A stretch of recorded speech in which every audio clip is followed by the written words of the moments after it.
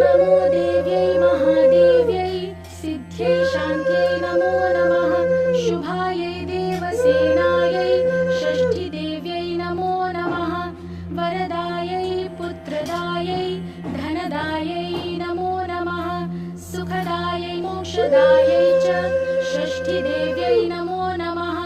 शक्तिषष्ठीस्वरूपायै सिद्धायै च नमो नमः मायायै सिद्धयोगिन्यै षष्ठीदेव्यै नमो नमः परायै पारदायै च षष्ठीदेव्यै नमो नमः सारायै शारदायै च परायै सर्वकर्मणां बालाधिष्ठातृदेव्यै च षष्ठीदेव्यै नमो नमः कल्याणदायै कल्याण्यै फलदायै च कर्मणां प्रत्यक्षायै च भक्तानां षष्ठीदेव्यै नमो नमः पूज्यायै स्कन्दकान्तायै सर्वेषां सर्वकर्मसु